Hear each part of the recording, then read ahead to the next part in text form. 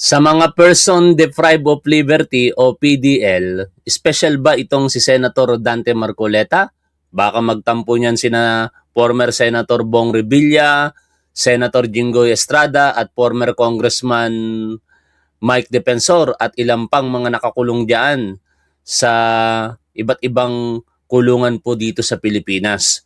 Kasi bakit po natin tinatanong kung special po ba itong si Rodante Marcoleta? Parang siya lamang yung natatangi sa mga naaresto nitong nakalipas na mga pagkakataon.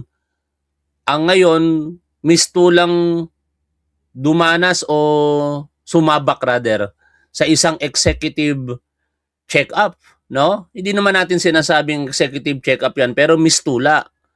Bakit? Yung mga na-determina kasi na kalagayang pangkalusugan sa kanya ay parang nagagawa lamang sa isang executive check-up na hindi naman na ipagkakaloob sa ibang mga ordinaryong person deprived of liberty. Kaya ngayon, ito pong Philippine National Police, particular yung CIDG, nalalagay sa hot water. Nako-question po sila no other than the Sandigan Bayan. Bakit nga daw po pinapahintulutan ang kung sino-sino lamang na bumibisita dito kay Rodante Marcoleta, kahit po vice-presidente yan, kahit senador o kahit broadcaster, hindi po basta-basta dapat nabibisita si Rodante Marcoleta. Pwede yung mga kamag-anakan, yung asawa, normal po talaga yon. Makatwiran po yon para sa isang person deprived of liberty.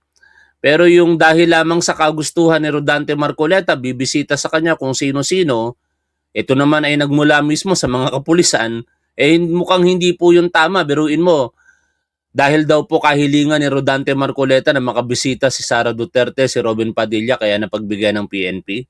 I do not know the circumstances kay Anthony Taberna. Pero wala namang problema sana sa mga bagay na yan. After all, karapatan din naman ng isang detenado ang mabisita. Pero wag naman yung parang obvious na sa ibang mga person deprived of liberty, halos hindi mabisita ng kung sino lamang. Tapos pagdating kay Rodante Marcoleta, mistulang siya pa yung magsasabi kung sino yung gusto niyang maging bisita. At ang pinaka-worst po ngayon dito mga tol, ito pong balita na ating pag-uusapan. Kasi biruin niyo dito po sa Facebook post nitong si Rodante Marcoleta, wala man lang disclaimer na admin niya ang gumawa. No? 'Di ba? Kung mapapansin po ninyo, the moment na makulong si former Senator Bong Revilla, nag-post kinalaunan yung kanyang Facebook page. Pero may disclaimer doon na yung admin staff niya ng Facebook page na yon ang nag-post on his behalf. Ganon din naman si Senator Jinggoy Estrada, yung mga administrators niya sa kanyang Facebook page. At ganon din si former Congressman Mike Defensor. Pero mukhang natatangi talaga itong si Rodante Marcoleta Kasi kung ito pong balita ng GMA News ang ating pagbabasihan, pero puntahan ko rin mamaya. Baka naman sabi ng mga DDS, fake news daw ang mainstream media Tingnan natin kung mayroong pasubali. No? Sabi po dito sa balita ng GMA News, naglabas ng mensahe sa kanyang Facebook account si Senator Rodante Marcoleta ngayong araw o kahapon, July 11, habang siya ay nasa kustodiya ng Philippine National Police kaugnay ng kinakaharap niyang kasong plunder. Hinimok ni Senator Marcoleta ang kanyang mga taga-suporta na ipagpatuloy ang paninindigan para sa transparency, accountability, katarungan at demokrasya. To be more specific, ito po yung post ni Senador Rodante Marcoleta sa kanyang Facebook page.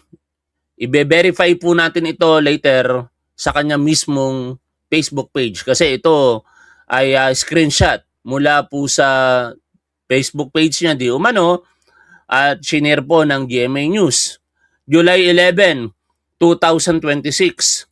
Minamahal kong mga kababayan, kahit nagkalayo po tayo, pansamantala, ipagpatuloy pa rin po natin ang ating mga sama-samang pagpapahayag sa buong mundo na naway makamit na natin ang matagal na ating karaingan ukol sa pamamayani ng transparency, accountability, katarungan at ng demokrasya. Ang mga bagay na ito ay kailangan para sa pagkakaroon ng katatagan, kapayapaan, kaayusan at kasaganaan na inaasam ng ating bansa at ng kanyang mga mamamayan.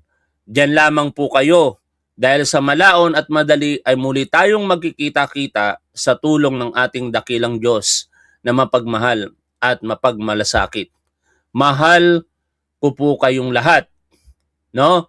Yan po yung mensahe ni Rodante Marcoleta allegedly sa balita po ng GMA News.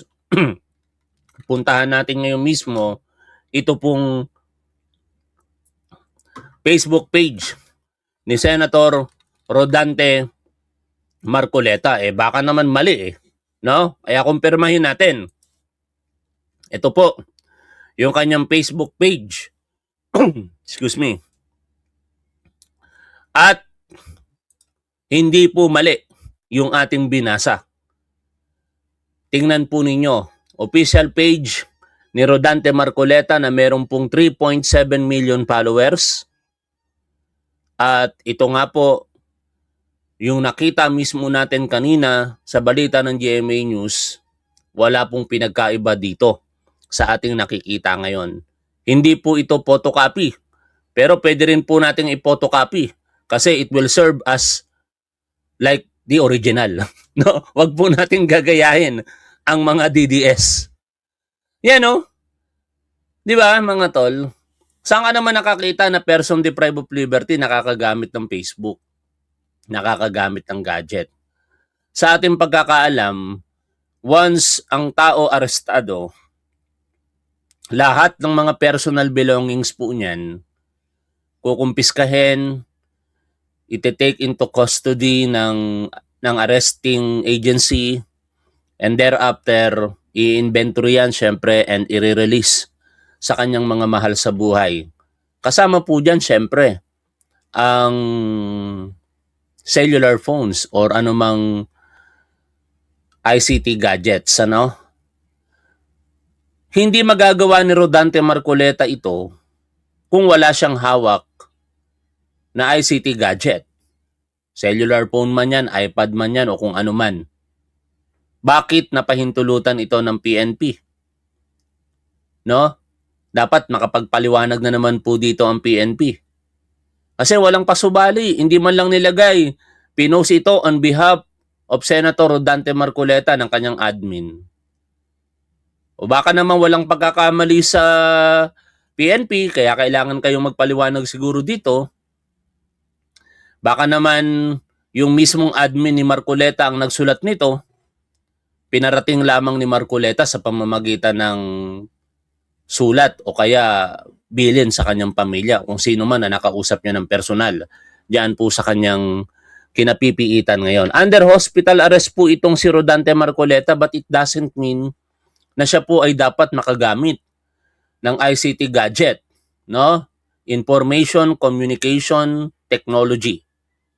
Ganun po yun. Lahat ng mga kaparaanan.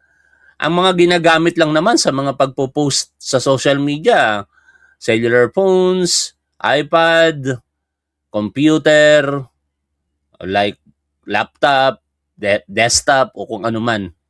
No? Kaya ang tanong natin sa PNP, mawalang galang po sa pamunuan po ng ating PNP kay Chief PNP Police General Jose Melencio Nartates Jr. through your CIDG Chief at kung sino man yung may hawak po ngayon dito kay Senador Rodante Marcoleta, hangad po namin ang kaukulang eksplanasyon para po dito. Kasi maganda na po ang tiwala ng taong bayan sa PNP, no? Napakarami pong achievement ng PNP ngayon dahil po sa kagalingan ng ating mga kapulisan at hindi po namin hangad na masira ang mga ganyang accomplishment at pagtingin sa inyo ng publiko nang dahil lamang sa mga ganitong parang special na pribilehiyo na tinatanggap ng isang person deprived of liberty. Wala naman sigurong masama kung sasabihin ninyo na yan ay hindi naman nangyari. Sapagkat wala naman talagang mga gadget na pinagagamit dito kay Marcoleta at bagkos, pwede nyo namang sabihin na yan ay gawa ng admin ni Marcoleta. Nasa admin na ngayon ni Marcoleta kung i-confirm yun o hindi. Binibigyan ko lamang kayo ng idea, which is alam naman ng ating kapulisan yan, kasi hindi talaga maganda. Kung papansinin po ninyo yung mga post o comments, syempre pagka dito mo tiningnan sa page ni Rodante Marcoleta, pabor lahat sa kanyang mga sasabihin yan. Dahil ang kanyang mga follower ang nagko-comment diyan. Pero kung titingnan po natin PNP yung comments ng mga netizen tungkol po dito sa Facebook post na yan ni Rodante Marcoleta sa balita po ng GMA News. Ito po, ang daming mga nagtatanong. He is allowed to use gadgets? De Lima wasn't. Accountability? Where is that? Bawal ang gadgets. Ay nako, Marco Beta. Is Facebook part of the therapy? Are PDLs allowed to access FB? I hope it's not true. Otherwise, it's another special treatment, PNP ha. No? Mahal ko ang PNP mga tol, sa totoo lang. Naging pulis po ako eh. Yan po ang ibinuhay ko sa aking pamilya for more than 10 years. Kaya hindi po mawawala sa akin yung pagmamahal ko sa PNP. At ayoko nung sa totoo lang nasasaktan ako kapag ka nakikriticize ang PNP eh. Katulad nung ginagawa ko ngayon, masakit din sa akin to. Kaso lang hindi na po ako pulis ngayon eh. Ako po ay vlogger. At ito nga nagbebenta ako ng t-shirt. Ang nakalagay sa likod, kung ano ang tama at dapat, doon tayo. Naisingit ko patuloy yung negosyo namin na Top Wife. Kung ano ang tama at dapat, doon tayo. Tama po ba, PNP, na ang isang person deprived of liberty nakakagamit ng gadget? Nararapat po ba sa isang PDL ang paggamit ng gadget o paggamit ng Facebook? Mukhang hindi po tama yon. Pwede pala yan mag-FB only in the Philippines, saad pa po ng isang netizen. Uy, wala na siyang sakit, sabi pa nung isa. Di ba hospital arrest yan? Nakapag-FB pa? Halos wala po akong makita dito sa GMA News na komento na hindi po kayo kino-call out, PNP. Is there any violation by PNP personnel that may need an investigation? If yes, can anyone please educate me what violations were committed? Sabi pa po ng isang netizen. Akala ko bawal cellphone sa prison. Hindi naman prison. Yung pagiging person deprived of liberty. Kasi wala pa naman sa kulungan, technically, si Marcoleta. Siya po ay under hospital arrest. Karma is real, sabi pa nung isa. Bakit may gadget? Wala akong makita dito mga tol PNP po, no? Wala po kaming makita dito sa binabasa namin na sumasang-ayon dito sa nangyari. Kine-question ngayon kung bakit ang isang person deprived of liberty nakagamit po ng Facebook. At wala tayong magagawa, no? Kaya i-criticize natin, yun lang. Kasi sila po yung may hawak dyan Ngayon, ito ang problema kapag yung ibinoto ng tao ay mukhang para po sa kapwa lamang senador, hindi po para sa paghahanap ng pananagutan. Isa po dyan itong si Senator Amy Marcos. Pahayag niya, sobrang lungkot ko kay Senator Marcoleta. Dapat di nakakulong yun. Magbe-birthday pa man din yung tao. Anak ng teteng na yan. Porket magbe-birthday, hindi dapat makulong. O sabihin na natin, kaya daw hindi dapat makulong kasi daw lumalaban sa korupsyon si Rodante Marcoleta. Senator Amy Marcos naman. Para ka namang hindi nag-aral ng abugasya. Sabi mo, nag-aral ka ng abugasya. Dapat alam na alam mo na kapag ka merong alegasyon, may mga ebidensya at umabot ito sa korte, nilabasan ng warrant of arrest, dapat makulong. Ang tanging kaparaanan lamang kay Senador Rodante Marcoleta para makalaya matapos ang kaso at ma-acquit siya o ma-dismiss yung kaso. O kaya during the trial, mapayagan ng korte na siya'y makapagpiyansa. Kahit naman na plunder ang kaso ni Rodante Marcoleta, no bail recommended, hindi naman po inaalis sa kanya ang karapatan na hilingin itong pansamantalang paglaya niya sa korte. Kung igagrant po iyon ng korte, then good for him.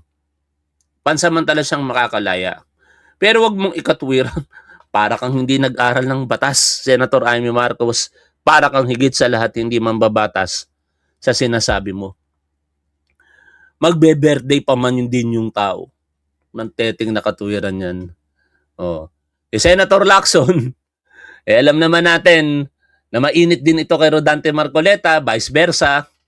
No? Pero tama po yung posisyon dito nitong si Senator Lacson. No? Sa balita po ng Daily Tribune, Senator Lacson plugs use of PNP hospital by arrested official. Oh.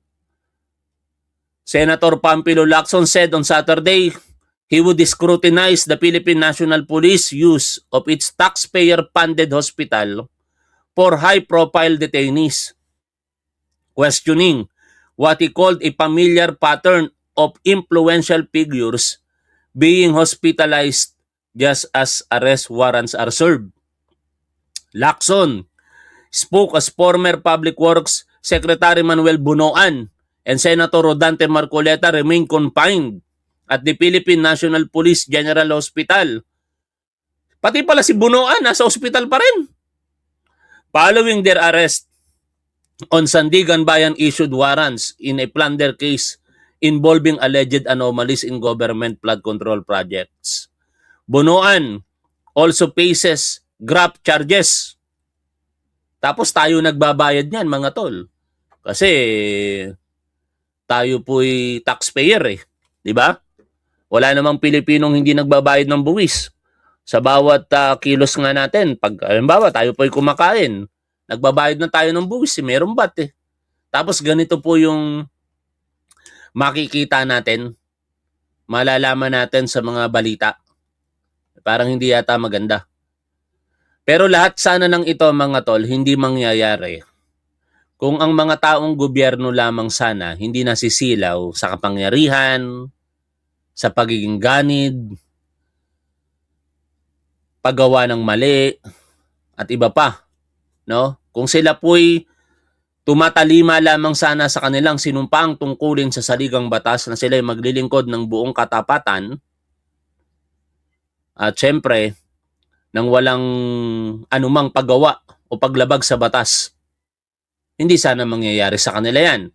Kaya ako dito sa Pasig, bilang Pasigenyo, very proud kami sa aming mayor. At si Mayor Vico Soto, isingit ko na ito, napakagaling. Walang bahid ng korupsyon.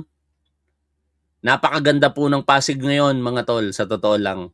Malapit nang magawa yung City Hall namin, proyekto ni Mayor Vico Soto yon. Napakaganda. Pinakamagandang City Hall, I believe, sa buong Pilipinas pag nabuo po yun.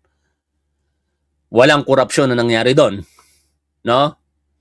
At siya po naimbitahan ng mga graduates ng UP College of Law. Dito po sa balita ng DWIZ. Paano ako makakasiguro na hindi ako makakain ng sistema? No? Hinimok ni Pasig City Mayor Vico Soto ang mga nagtapos sa University of the Philippines College of Law na manatiling tapat sa katotohanan at huwag magpadala sa mga maling nakagawian ng sistema. Sa kanyang talumpati bilang guest of honor sa commencement exercises ng UP Law sa Diliman, Quezon City, kahapon, Sabado, July 11, pinaalalahanan ni Soto ang mga bagong abogado na gamitin ang kanilang propesyon sa pagtatanggol ng katotohanan at katarungan. Kung ang mga taong gobyerno po natin, katulad nitong si Senador Rodante Marcoleta, Jinggoy Estrada at iba pa, ay nagtatanggol lamang sana talaga sa katotohanan at katarungan, wala sanang ganyang problema. Di ba? Although sinasabi nila na sila'y tagapagtanggol ng katotohanan at katarungan, pero may alegasyon eh. Bakit naman si Mayor Vico Soto? Sinasabi ito, pero walang alegasyon sa kanya. Nagkaroon man ng alegasyon dahil sa politika. Umabot ba sa korte? Hindi, kasi wala naman talagang basihan yung mga alegasyon. Pakinggan po natin ang talumpati, bahagi ng talumpati ng aming mayor dito sa Pasig City na si Vico Soto sa naging talumpati niya diyan po sa graduation or commencement exercise ng mga nagtapos sa College of Law sa University of the Philippines. I've seen some of your posts on social media, some of your angry posts. I've heard that many of you have attended anti-corruption rallies, and part of the reason why I'm hopeful for our country and part of the reason why I'm hopeful for the future of our country is that I know that you care, you're not apathetic. But I also know that as we progress in our careers and in our lives, that we will continuously realize that things are probably a little bit more complicated than they are at face value. We will continue to realize that maybe some things are some problems may be a little harder to untangle than it would first appear. We see things like the flood control scandal, and we take a step back, look closely, and say, parang, hindi ba parang yun din naman yung nangyari 10 or 15 years ago sa Napoles scam, sa PDAP scam? Ano ba nangyari noon? Opo, may nakulong, pero lahat ba nakulong? Tingnan natin yung nangyayari ngayon. Parang umulit lang, hindi lang umulit, pero parang mas malaki pa yung mga halaga, yung mga amount na pinag-uusapan natin ngayon kumpara sa 10, 15 years ago. Hindi lang parang mayor, napakalaki talaga. PDAP scam, di man lang umabot yata yun ng 500 million pesos eh. O, paabutin na natin ng 1 billion pesos. Yung mga opisyal na nakasuhan doon ha. Ito rin, same name. No? Names, not name. Si Jinggoy Estrada at saka itong si Bong Revilla. Pero ngayon, grabe. Billion-billion talaga ang pinag-uusapan. Kaya dito, dapat nagkakaisa tayo eh. No? Pagka ang pinag-uusapan paglaban sa korupsyon, nagkakaisa dapat tayo dito. Kaya nga ako, kahit sinusuportahan ko si Pangulong Bongbong Marcos, kung talagang kayong mga nag-aakusa kay PBBM na siya ang mastermind, ilabas nyo na yung ebidensya. At pagka meron talaga kayong ebidensyang matibay, baka samahan ko pa kayo sa panawagan ng impeachment kay Pangulong Bongbong Marcos. Pero malamang sa malamang, gawa-gawa nyo lamang yan. Kasi ako, malakas ang paniniwala ko na si PBBM wala pong maling ginagawa. Hindi siya perpekto. Pero pag budget po ng gobyerno ang pinag-uusapan, naniniwala ako 100% na hindi po yan pag-iinteresan ni PBBM. Naniniwala ako na si Pangulong Bongbong Marcos galit sa korupsyon at pinaninindigan niya ito sa pamamagitan ng pagpapaimbestiga at pagpapakulong sa mga balasubas kung tawagin niya na taong gobyerno. At pinatunayan niya na ito. Hindi nagsasalita lamang si Pangulong Bongbong Marcos. Siya'y nagpakulong na talaga. Anong pinagsasasabi niyong walang mga big fish na nakulong ngayon? Hindi ba big fish si Rodrigo Duterte? Although hindi yon may kaugnayan sa flood control, still, si Pangulong Bongbong Marcos pa rin ang dahilan kung bakit nakakulong ngayon. Isa sa dahilan kung bakit nakakulong ngayon si Rodrigo Duterte sa Hague, Netherlands. Kung hindi pinahintulutan ni PBBM na maaresto dito sa Pilipinas si Rodrigo Duterte, malamang sa malamang ayahay pa rin yan ngayon diyan sa Davao City. Even ang kanyang mga kapanalig. Partikular itong si Bong Revilla, kulong. Kaya wag niyong palalabasin na hanggang salita, magaling lamang sa salita si Pangulong Bongbong Marcos. Hindi siya katulad ni Rodrigo Duterte na puro salita. Pero may isa, walang naipakulong sa mga kurap sa panahon niya. O, pakinggan na po natin patuloy. Ito pong si Mayor Vico Soto. At ano ba yung mangyayari ngayon? Opo, may mga nakulong na, pero huwag na po tayong maglukuhan sa 1,000 na sangkot. And there are more than 1,000 who are involved. Sa 1,000 na sangkot, ilan po kaya ang makukulong at mapapanagot? Baka Yan ang malaking katanungan sa atin. Ano? Kasi alam ninyo mga tol, isa yan sa problema eh. Hindi naman kayang sa isang iglap kulong lahat. No? At alam din naman ni Mayor Vico Soto yan. Bakit? May proseso. Naniniwala ito si Mayor Vico Soto na si Congressman Martin Romualdez ay may kasalanan. Sa mga previous post niya, nakikita natin 'yon. Ako bilang sumusuporta kay Congressman Martin Romualdez, binibigay ko pa rin sa kanya yung benefit of the doubt. Pero hindi ko siya pinagtatanggol na. Nakita nyo naman dito sa programa natin. Doon na lang ako sa naging pagsuporta ko before at yung benefit of the doubt para sa kanya, binibigay ko pa rin. Hanggang sa mapatunayan niya ng korte. At sana ganun din naman ang thinking ng iba, no? Yung mga supporter nitong sina Rodante Marcoleta, Sara Duterte, may aligasyon sa kanila eh. No? Huwag nyo kagad sabihin na walang kasalanan yung tao. Ako, di ko sinasabing walang kasalanan si Martin Romualdez.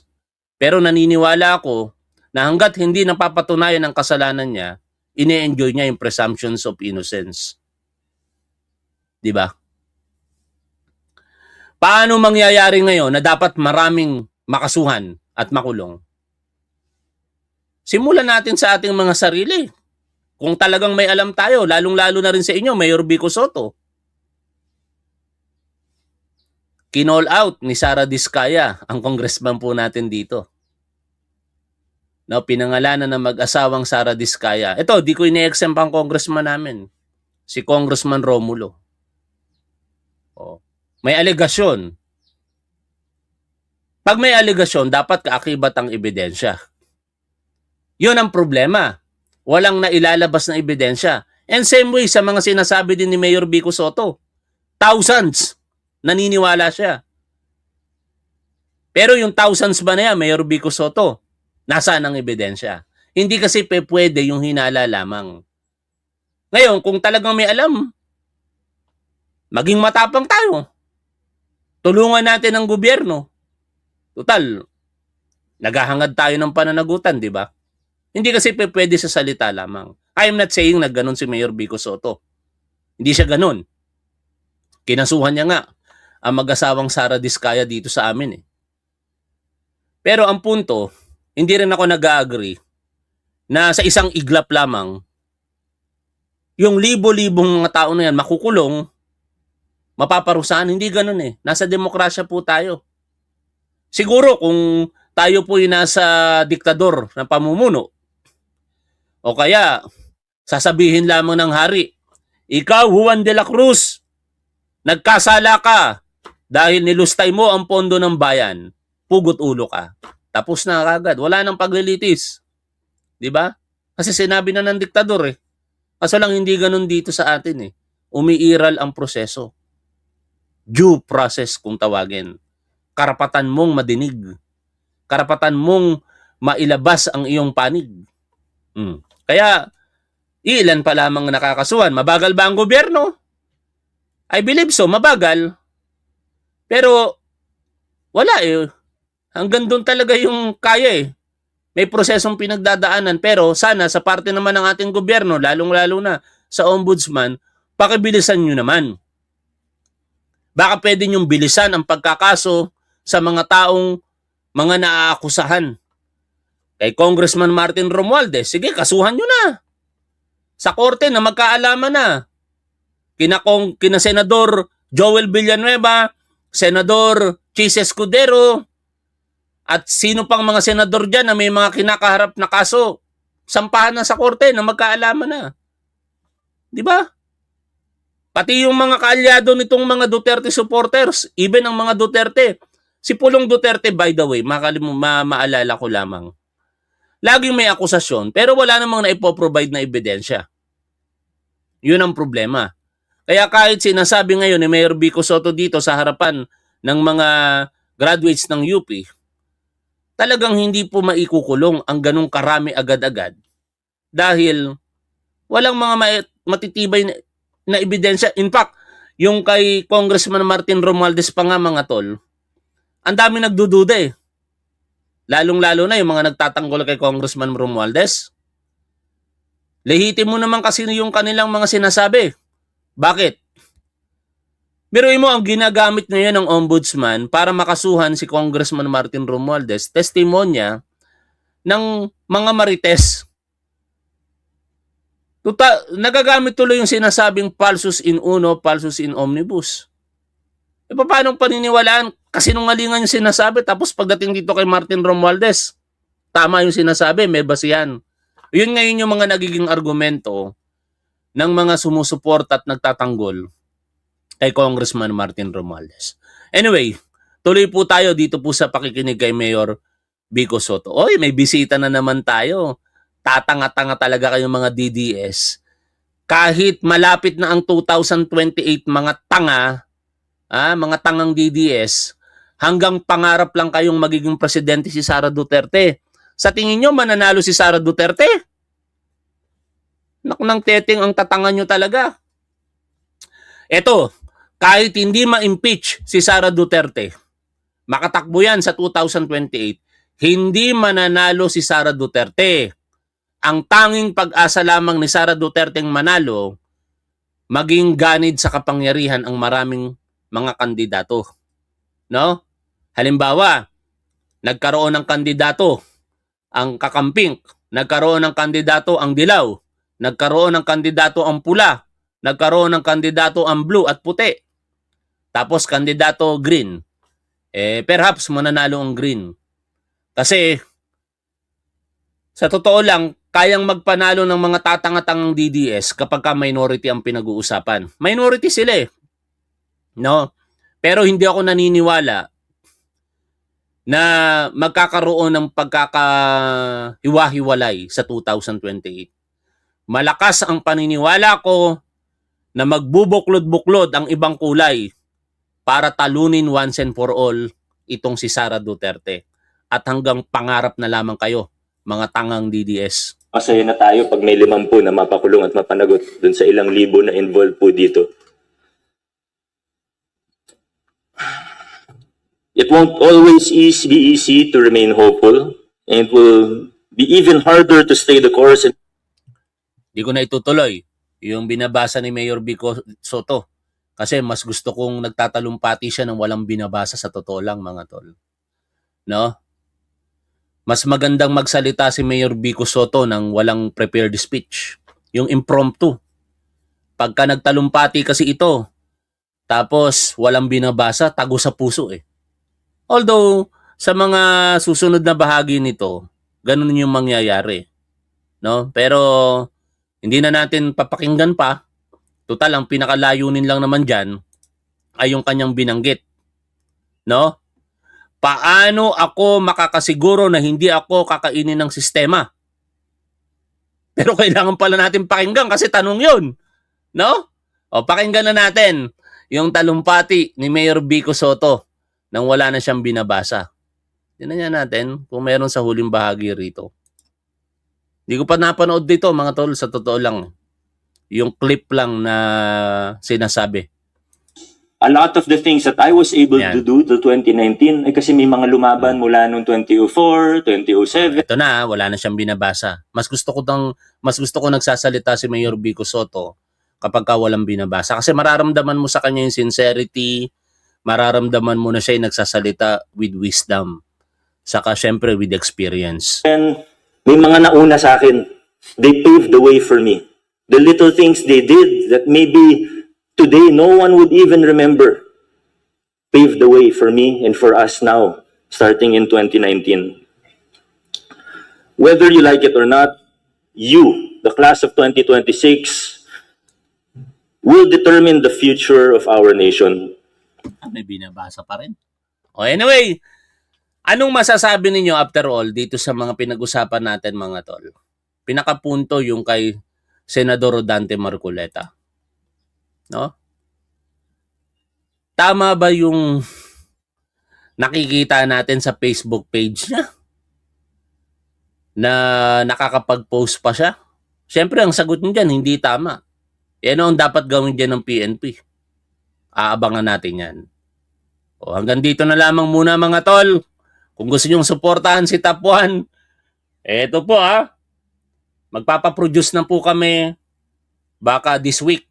After that, tapos na po yung pagbebenta ni Top 1 sa edition na ito ng red shirt ni Top 1. Makipag-ugnayan lamang po kayo kay Top Wife sa kanyang messenger para po sa detalye. Maraming salamat mga tol. Lagi po nating tandaan kung ano ang tama at dapat doon po tayo. Keep safe. See you always. Bye for now mga tol.